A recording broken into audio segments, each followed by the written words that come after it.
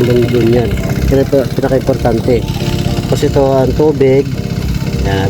So ang tubig, source ng tubig po natin mga, kasi need natin ng tubig din, basic needs natin tubig. Tsaka tasok, tinatawag. Ito yung po.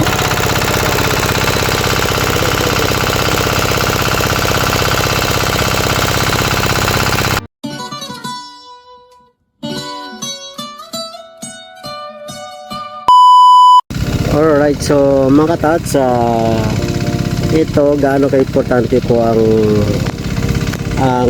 tubig sa ating tanim na pakwan. So mga friends and relatives, mga followers, shoutouts na lahat. Pinaka-importante talaga ang tubig sa ating tanim na pakwan. Yan ang pinaka main need ng ating pakwan, kasi sa English ang pakwan ay watermelon. So these things, so water talaga ang kailangan niya, ang tubig. So ito po,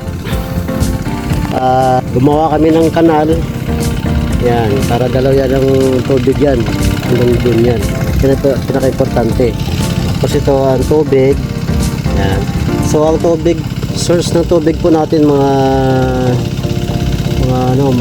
magsasaka ay tinatawag dito ay yung deep well or tasok. So kinukuha namin palayan, ang kinukuha ko pong narpala na palay, area ng palayan ay may source ng tubig. Yan ang pinaka-importante. So yun po, meron tasok po yun. So parang sa atin din po mga parang tao din kasi need natin ng tubig din, basic needs natin tubig tsaka pagkain, diba? Sa halaman, sa tanim, ganun din po. So yun ang pinaka number 1. So pag kulang ang tubig natin sa ating pakwan, hindi tayo makapagpalaki ng maganda. So ayan po. So yun po, may naliligo doon, isang natin tawag. So yun po ang source ng tubig natin. So ito po yung tasok, tinatawag. Ito yung puno.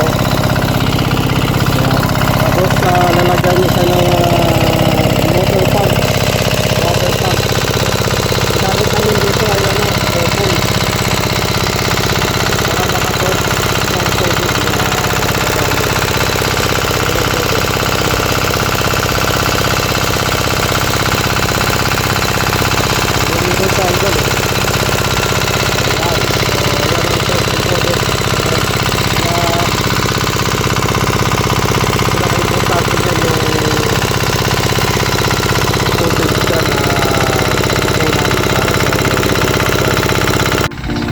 So yan mga ka-farmers, so ang pinaka main source ng pakwan po ay pagtatanim ng pakwan ay may source ka ng pagkukunan ng tubig.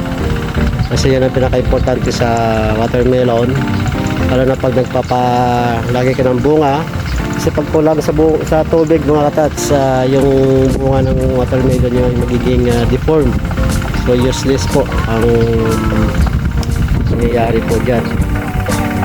Kasi sayang pag lumaki tapos deform, mare-reject lang po siya. So once again mga katats, mabuhay po ang mga saludong mga farmer natin. Saludo po sa inyo, mabuhay po tayo lahat. Happy farming po.